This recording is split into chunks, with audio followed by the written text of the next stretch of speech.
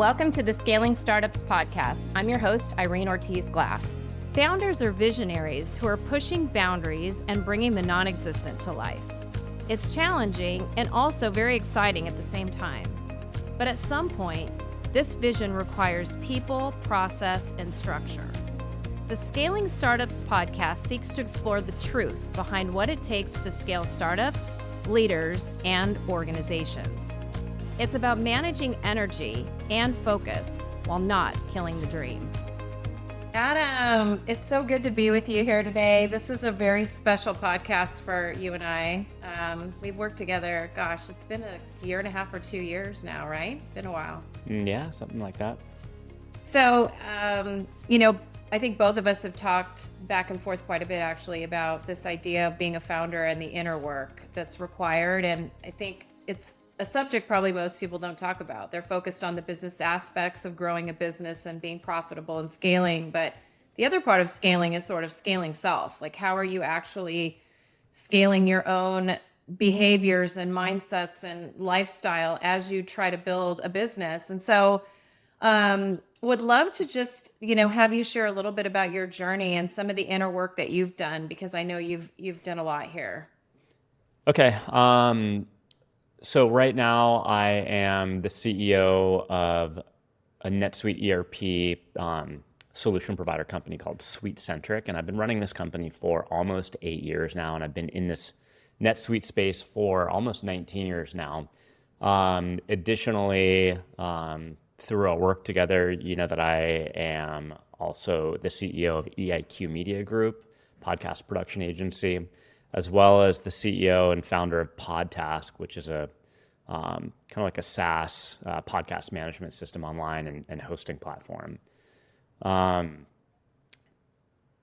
It's been an interesting journey. I definitely will start by saying I never really in my life, in thinking about my career, had never thought I would end up where I am today. I never really an earlier version of myself would have never believed that I would become a CEO and run a company.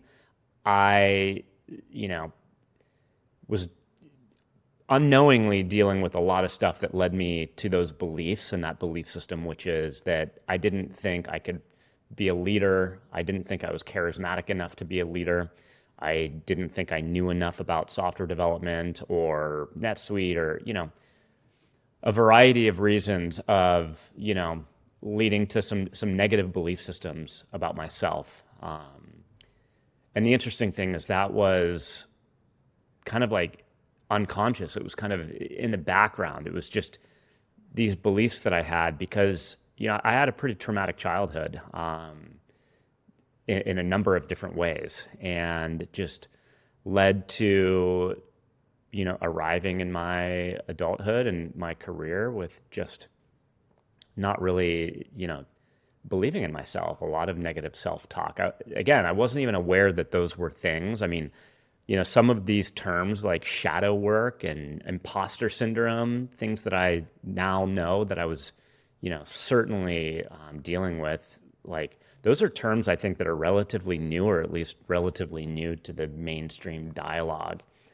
Certainly things I was dealing with that, here I am now later, like 8 years running my company, and although it's incredibly challenging, I do love it, and I'm happy to be where I am. I definitely am on a little bit of an arc right now where I'm trying to make some significant changes, which I'd be happy to get into.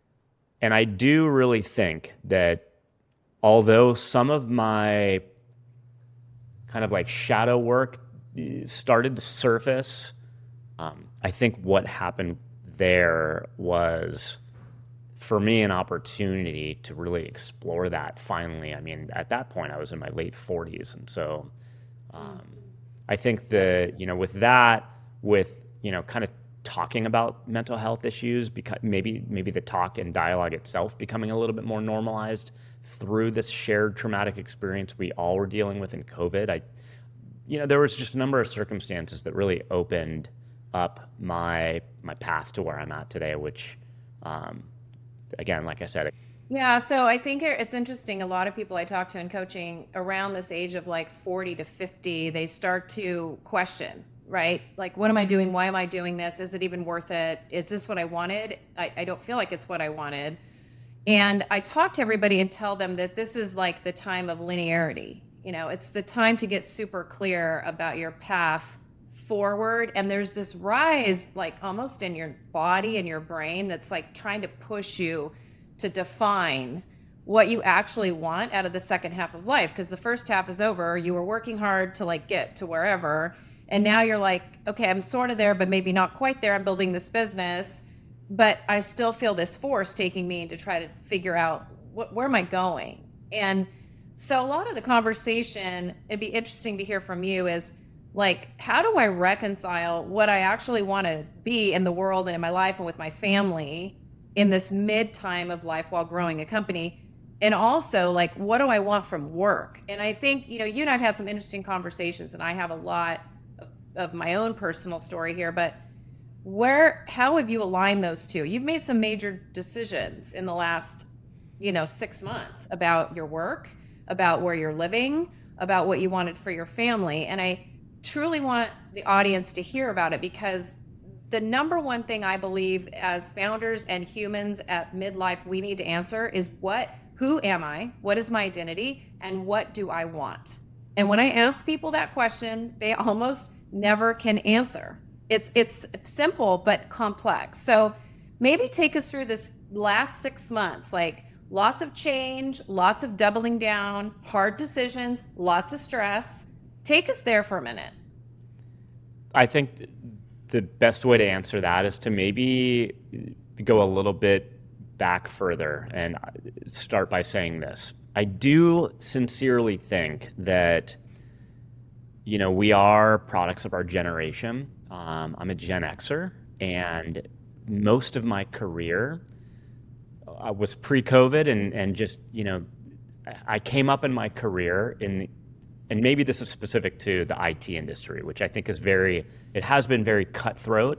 And, you're kind of taking care of systems, so you're expected to always be available and, dealing with stuff when it goes down and stuff like that. So I think the reason I brought that up is, coming up in my career, kind of like advancing or working through my career with this old school kind of way that business operated, whereby work kind of became the main thing. I mean, it was expected that your family kind of understood what you were doing with work, and that it was important to, have to travel sometimes or work late hours, weekends, holidays, vacations, all that stuff. And that's just how it was done. And, you were given raises or promotions kind of based on your commitment to putting work first. I mean, I'll just kind of summarize it at that. So I think because of that, and just because of, just some of the belief systems that I had, shaped by, my childhood experiences, I had very little self-awareness. Certainly I've been dealing with anxiety my whole life. I've had a nervous tic ever since I, can remember in my kind of like maybe early teenage years, I started to notice it. But I just kind of had this belief system of perseverance, of hard work, of putting, myself after everything else that was needed of me, my career, my family, everything. So because of that lack of self-awareness, I never really noticed the signs of, things that would bubble up. So many years ago, and for actually quite a long period, I was a wedding photographer for about 10 years, and I truly loved what I was doing. So I started my career in IT and was married previously. And when that marriage fell apart, I was that was my early days of wedding photography. And I really just threw myself into the work because it gave me an opportunity to connect with people at a very intimate time. And it was very much what I wanted and needed. I did wedding photography. So again, it was kind of started around when I got divorced, but then I, started dating my now current wife, and she was a wedding photographer. So we were doing it together. Now she's 10 years younger than me. So she's kind of in that millennial generation. And something I really respect about these kind of younger generations, millennial, Gen Z, is I think they were raised at a time of very heightened self-awareness, and I think that's a great thing. So my wife and I really struggled with running this wedding photography business together. I mean, we were bleeding money. We never had any time, you're working nights, you're working weekends. I mean, I think we averaged about 70 hours a week. So my wife was the first to recognize game over with wedding photography for her. So she was ready to go out first. She's like, here's what I'm dealing with. I want out, I don't like this. For me, I think because of, that perseverance, that just like, it doesn't matter if I'm dealing with anxiety. Like, I want to be a wedding photographer for the wedding photographer's sake. I mean, it did really feed into a lot of things that I wanted for myself, but at the same time was ruining me financially. And I will say we were very successful wedding photographers, but it's a very expensive business to operate, and it's very competitive. Anyway, so my wife, with just a better level of self-awareness, was the first to kind of call it. And it took me to getting to the point of, we actually traveled to Bologna, Italy, because we were getting married there shortly after, and we went there to just kind of survey. And so I had a wedding coming up, and we ended up having to stay at this really expensive hotel because we didn't book anything. And we showed up to Bologna, and like there were no rooms available, and I didn't sleep a wink that night, just worried about my financial state of affairs. And the next morning, after zero sleep, I said to my wife, I'm like, or fiance at the time, I'm like, yeah, I think I need to stop. I think we need to stop what we're doing and get back into IT, where I know, there's lots of career options there, and I could, have a stable income and stuff. And so that was the end of the wedding photography. So, fast forward to kind of answer your question. Well, I founded SuiteCentric in January of 2017. Kind of operated it in that same philosophy. I mean, even despite the self-awareness I gained with knowing I needed to get out of wedding photography, I still had maybe only 1% of self-awareness. Running SuiteCentric over the past 8 years has been an absolute roller coaster. And it continues, where every day is a roller coaster. And anybody getting into running a startup needs to know that that's par for the course. And you have to be able to weather those storms.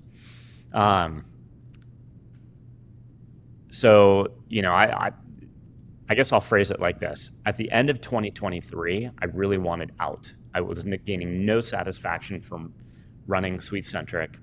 I love my team, and I've probably stayed in it more to try to support my team in these projects.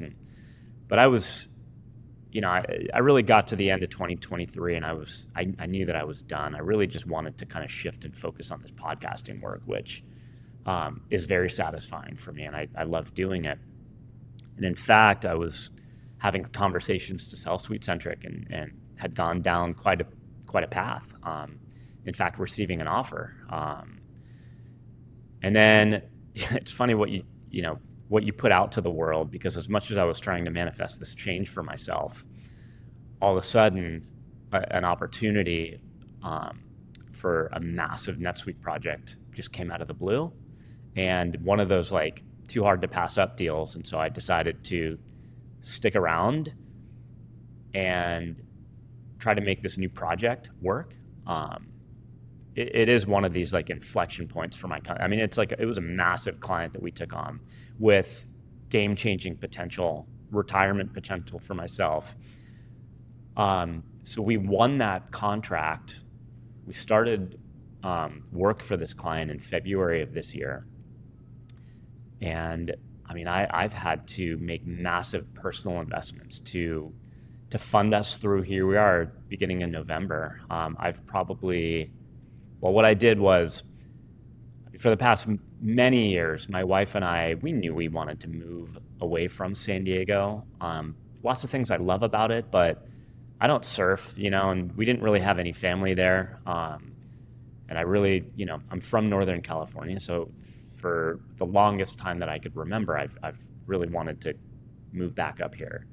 The Redwoods, we we live in Santa Cruz now, so it's got the redwoods, which I love. So to wrap up your question and to kind of like bring us up to the present moment, knowing we were going to at some point move to Santa Cruz this year, I owned a condo down in the San Diego area that my mom was living in. I sold that in March and I moved her up here to the Bay Area.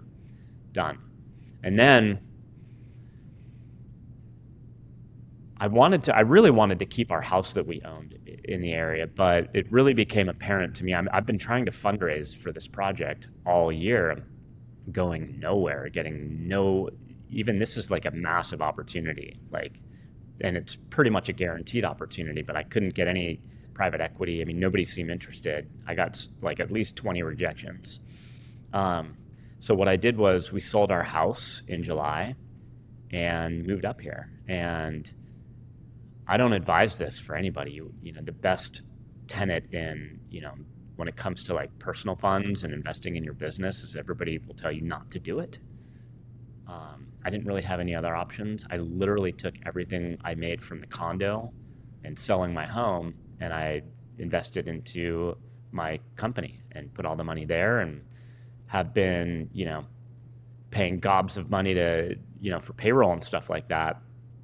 In really, for this client that we took on this first year of building a solution, which then we could, earn revenue from. I mean, we're still not at the revenue stage, and it's been a massive investment. So, that's where we are today. I mean, I run payroll every 2 weeks.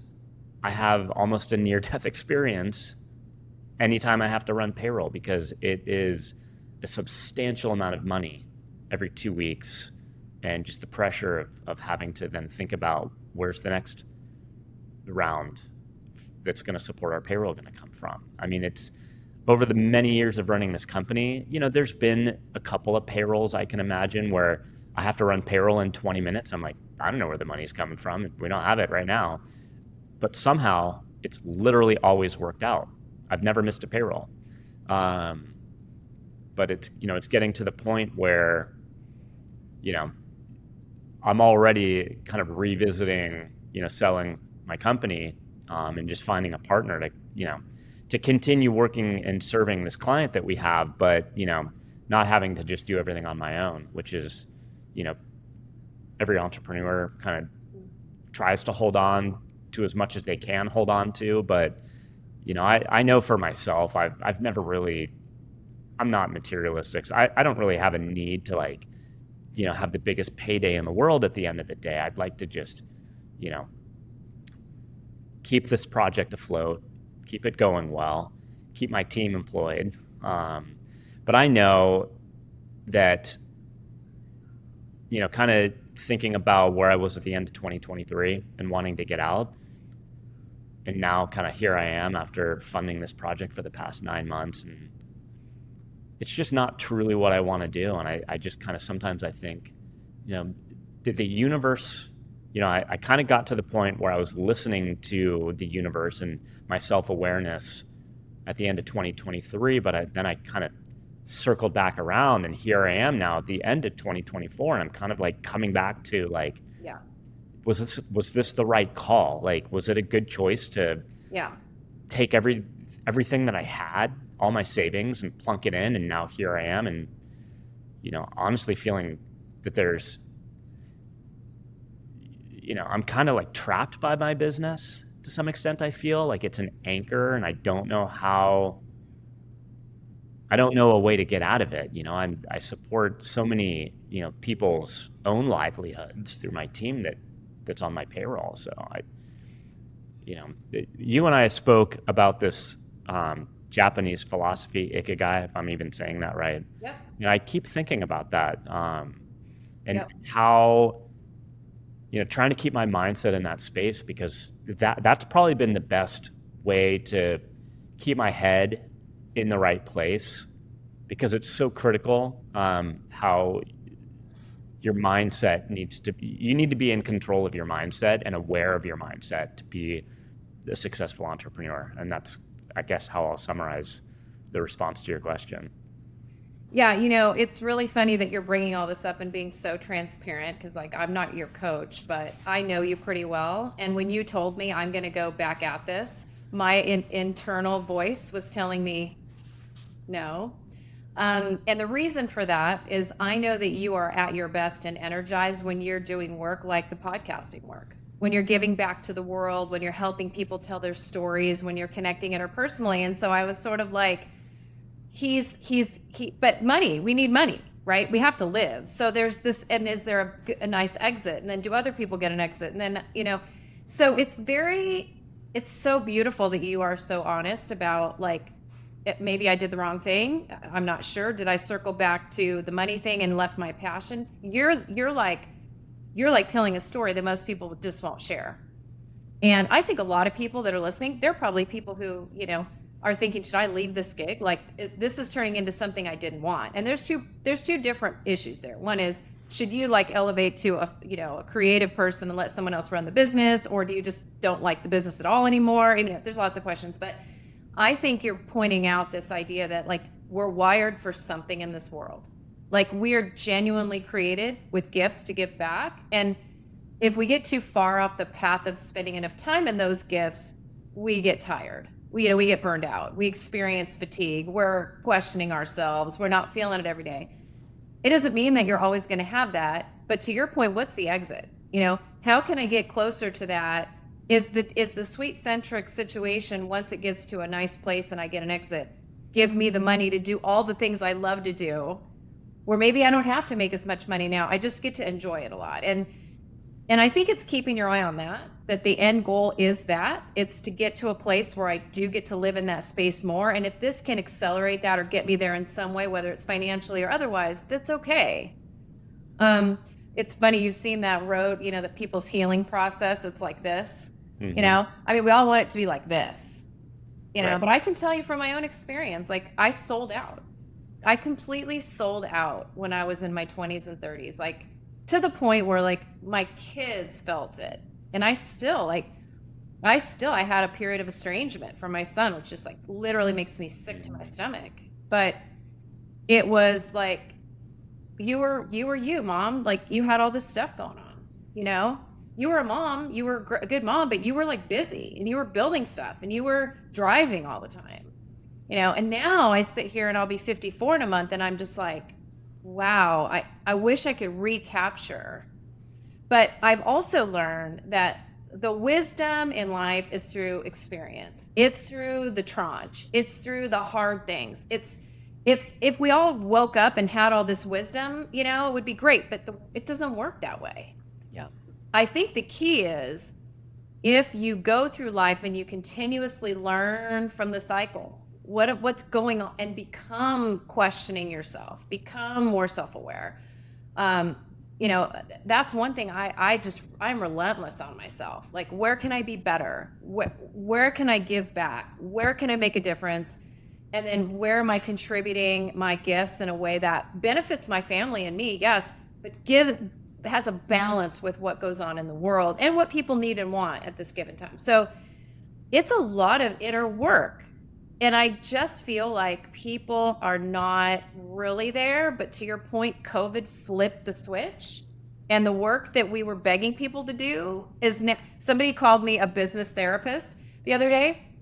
I said, oh my gosh, I'm going to totally rebrand myself, because that's really my work now. Like, a lot of times I'm going in to help companies, cultures, behaviors, but it's really like getting into people's heads about who they are and what they need and want. And I feel like that inner work, that grappling, that discomfort, that's where growth takes place, and that will make you good at whatever you do. 100%.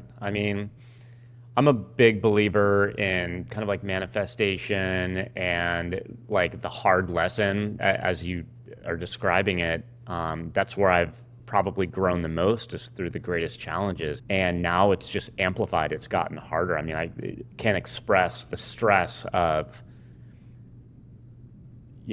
knowing that our money is going to eventually run out, and what are we going to do? And 2 weekends ago, it was like, today's Friday. So I think it was like either last Friday or the Friday before. I remember just thinking, like, going to bed, like, just laying in bed, not falling asleep right away, and just all of a sudden now my brain is thinking about, all right, where's the money going to be a month from now? Where's it going to be 8 weeks from now? And that just kept amplifying until I had a legitimate panic attack. Yeah. And that's something I've spoken about on previous podcasts, and I've overcome most of that I've dealt with in the past. Yeah. And so bringing this back around, I decided to stay doing what I'm doing and to pursue doing what I can for this project and trying to maximize my return on that. But now here I am, having made that decision to stay in the game 9 months later, where now the panic attacks are coming back. Yeah. It's like the universe is going to make it harder for me. It's going to put more signs out in my universe and my world until I realize, and I guess until I realize that, okay, the reason I'm here and dealing with this is because of the choices that I've made, which is why I think self-awareness and doing the shadow work as an entrepreneur and CEO is so critical, because we have to understand where our decisions are coming from. Yes. I want to have confidence that I'm making like really good personal and business decisions. And if I'm making decisions blindly or, for not the right reasons, I'm just going to end up in this loop of dealing with this until I'm doing more of what fulfills me, until I'm satisfying what the universe or what my higher self wants for me. Like again, going back to this principle of Ikigai. So it was introduced to me by a friend named Paul Berry. And I remember I was out for a hike one day with him. And one of the things that we were dealing with for the past 6 years, which came to a conclusion at the end of 2023, was a lawsuit from a former employee that I had been dealing with, which was, for anybody that has ever gone through that, it's insanely emotional. And so Paul and I were out for a hike. This was maybe 1.5 years ago. And I was like, I really am I just have no satisfaction doing what I'm doing in this SuiteCentric space. I mean, I like the work, but overall, like big picture wise, like zero satisfaction. The stress isn't worth it. We've had this lawsuit, and I'm waiting for the moment when I can escape it and just focus full time on podcasting. And so he introduced this principle of Ikigai and said, what if you maybe just shift your mindset a little bit, maybe where you're not thinking of SuiteCentric as taking away from all this energy and taking away from your ability to do this podcasting work. That the podcasting work and really what that reveals to you is that you just like to have meaningful connections with people and do something that's helping other people, whether individually or at large. Like, that's your center, that's your core. Understanding that SuiteCentric, it's not going to fulfill your core, but at the same time, it's giving you some financial means and means with time that you have to be able to do the things that feed your core. So it's not like it's running counter to what you want to do. Maybe just think about it as something that's providing a means for you to do what you want to do, knowing at the same time that SuiteCentric isn't the thing. It's not going to be your be all end all. Yeah. And that really, like, just that mindset shift alone that's a vehicle to the purpose, right? Where Ikigai is really, what am I good at? What am I gifted in? What will people want and buy from me? etc. All aligned. He's saying you might not have all alignment now, but this can get you there. So look at it as a vehicle, right? Which is true. It could be a vehicle. Yeah. But it's about, at what point does that cost become too high, where it's, panic attacks, I've talked to you, I had them a lot years ago, going through this intense time of overwork. And, it's your body's way of telling you, I'm out of gas. I feel like I'm literally, it's caving in on me. So getting out of that is partially, mental and partially breath work and calming the nervous system. But the other part is taking away the things that are causing the nervous system to go haywire. And all of us are different. You and I are empathic social. I mean, we feel things way up here, even if they're not that big. That overrides our system much more quickly. My husband says you can light up a room or burn it down depending on how excited you are. So management of that is one thing, but then also looking at environment and what you're doing and how long can I really do this? And for sure, what I know for true is that as we age, we have a smaller amount of those energy buckets left in which to draw from. When you're 20, you can freaking do it all. I mean, you can run 3 businesses and still go marathon running and have 5 people over every night, and it doesn't bother you.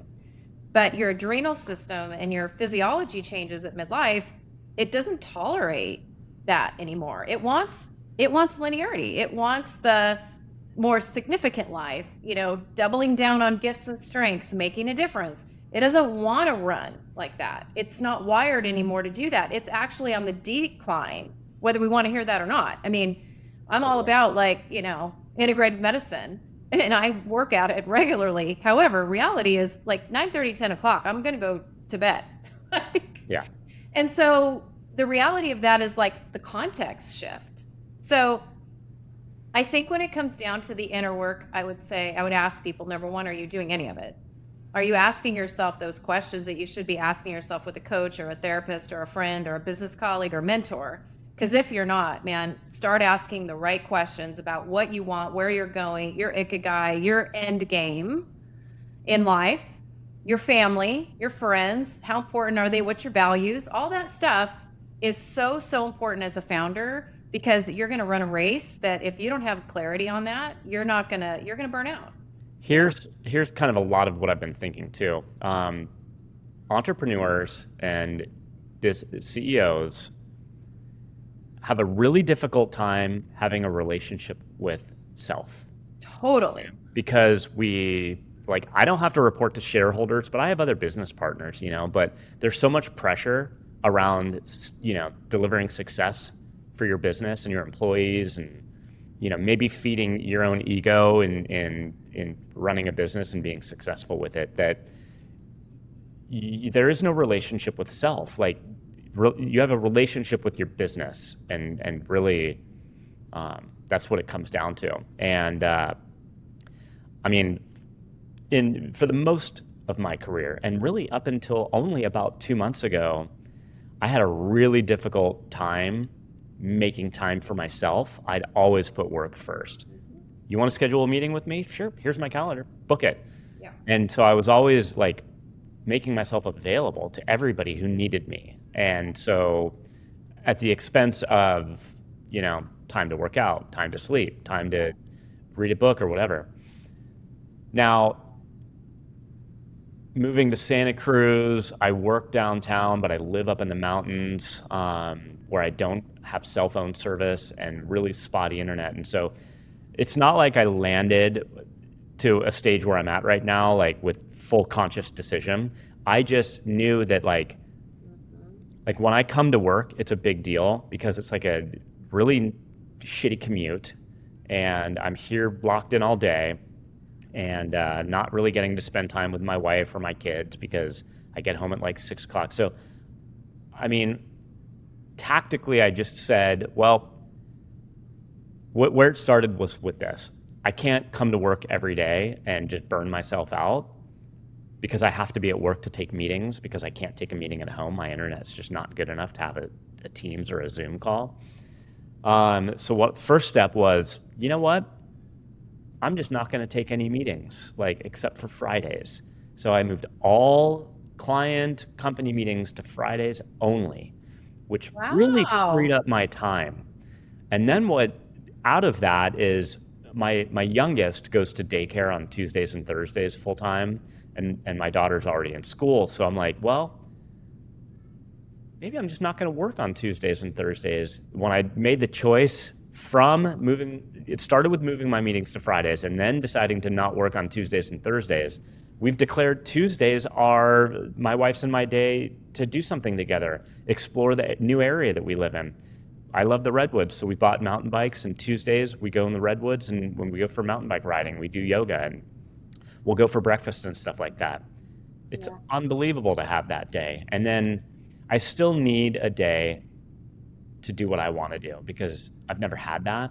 Yeah. And really, especially with all that I've dealt with and with the increased anxiety I've been feeling with in kind of with where I'm at running my company up till now, I truly realized I need a day to just kind of center myself. And so Tuesdays are the day with my wife. Thursdays, I've declared independent Adam days. So even my wife knows not to, plan to do anything with me on Thursdays. I take off. I go to the beach and I sit there. I bring my beach chair and I bring my Kindle and I read, or I go hiking through the redwoods, or it doesn't matter what it is. I could just do nothing. And how critical and important that is to be at this place where I'm at right now, knowing I need to have a relationship with myself and not let everything else drive my priority list. Well, and it's a battle, like for me, because I'm the kind of person that I get so much joy out of this work, that the more work that comes, the more joyful I feel. And then I find myself just going, because I'm so excited by everything. And then I just hit a wall. Like it doesn't really even, or I guess maybe I'm not paying attention to the signs of it. I've gotten better where I'm like, oh, it's coming. But then I'll just be like, oh, I'm exhausted. Like I just need to sleep for 10 hours. So, the other part is when you love the work and you can't say no because it's so exciting and generates so much joy that you can't balance that. And then you have to, so now I'm like disciplined where I say 4:00, we're done. And every day from 4 to 5 is moving. Like if it's yoga, if it's a hike, if it's a Peloton, whatever, it's a movement. And then come back and make a nice meal and like be with my husband. And maybe I have to check in again in the evening, which I do, which is fine. But I need the break because I've been on the treadmill. And I mean, I'll be like Zooming and then people are texting and then reporting and it's just crazy. So yes, I think relationship with self and understanding what the refuel is for you versus me, like what refuels my batteries, what refuels yours, and being in relationship, that's really important. Like last night we did Halloween and we all dressed up. We're with my grandson, had a really good time. And, I was like, this is what matters. Like, this is really what it's all for. This is why I do what I do, is so that I can enjoy these moments. So chill out. I think inner work, understanding self, giving back to self, understanding what motivates and drives. And there's trade-offs. There always will be. So I want to share a little bit because I want to share a little bit about what even the shadow work means. Just I would love to talking about it, but people don't really, I want to give people some tools as to maybe to understand what is like, what do you do like when you're doing shadow work? So shadow work is just, I think how it's defined is understanding maybe some of the triggers, the impulses that we have within ourselves that come from the shadow side of ourselves. So like for me, how that started was, from the traumatic events of my childhood, I think the first area or the first place that I kind of started to delve into like understanding, it wasn't conscious. I had started to work with our colleague or our friend Kristen Taylor as my business executive coach. And it was, very early in working together where I had a huge revelation just about myself and tying the events, some traumatic events of my childhood directly to everything that transpired between then till, I guess at the time where, this is probably, I was 48 when Kristen and I started working together. I mean, that was based on because I was having massive panic attacks, frequent all the time. Yeah. And I needed to understand why. And early on working with Kristen, I was able to understand why. So the revelation was the first part of my shadow work. And then, in working with Kristen, we were doing a lot of mindfulness work, a lot of journaling, a lot of breathing exercises, really, self-awareness type of stuff. So at that same time, my wife introduced me to, and I forget the name of the podcast, but the host is Jessa Reed, who is a comedian, I think is what she's more known for, but her podcast is excellent. I remember I was listening to one episode one day where she was talking about people that were like, in terms of burnout and, just getting drained and talking about doing the things you love. And I was listening to this episode, and she kind of challenged her listeners, like, go sit with your journal and write down 5 things that recharge your battery, that, like, she would describe it like an avatar video game character. So like 5 things that like recharge your health battery in the video game of life, right? And so I was like, I'm going to do that. So I went to the beach by myself one day with my journal. Do you know how hard it was, Irene, for me to even like list off 2 things that at that moment in time that I was aware that recharged me? That was the most difficult exercise, but I got through it, and I had a good list. It's like reading and playing guitar and stuff like that. I think it's so important that CEOs, people that are experiencing burnout, maybe haven't done that shadow work, to maybe start with something like that, to take a journal and write down 5 things that you think are going to refill your cup. And then the other side of it is actually doing those things, carving out time to do those. And I mean, that's what the Independent Adam Thursdays are all about. It doesn't matter what I do. In fact, here's the other thing, Irene, that's compelling. I am so tied to my iPhone and notifications and checking my emails and making sure that everything's going smoothly. You have to shut that down. Like on Thursdays, I pretty much turn my phone off. I only have it to look at the time. Like, it is a serious business deserving of your utmost attention. So and it fuels your everything, right? It is the work that fuels the clarity, the calmness, the good decision making, the problem solving for business, family, relationship. It is what fuels it. It is the center. And we talk about it every day with clients. Like, where have you been? What did you experience? And how did that like make you who you are today? And by the way, some of those experiences were beneficial. Like, they gave you grit and tenacity and resilience and all these things that you have. But there's another shadow to that that's not so great. And what is that? And what has it manifesting? And then how do you need to negotiate and work with that so that you show up in alignment with who you want to be? And that is the work. It's every day showing up to be the person that you were meant to be, which is not always easy. And investing in that. Totally. Giving it time, effort, nurturing, exploration. I'm a huge journaler. Like, I love to journal. I do it in the morning. Like, I dump out, like, if there's stuff, I dump it on paper and I can see it and be like, you're totally ruminating on that. Like, it's got to go. Write it down, shove it away, move to the, where you need to be. Where do you want to be today? So I'm a big journaler, big into prayer and meditation, love breath work, love yoga, hike, being in nature. So I think, what we're talking about is just find the person that you trust, who knows how to do this work, connect with other founders and entrepreneurs. You're not alone. I mean, you just sharing this today, I think so many people are going to feel less alone because they're not saying what you're saying and they're thinking it. So I wish you the best of luck. I have a feeling in a year from now, I'll see you on a different side of this, where you've done the thing and now you're doing the hard thing because you're a heart guy and thriving. I think the move was so good. It's balancing and reverent for you and your environment. I think to keep you from feeling too overwhelmed. I think that nature is so good for us.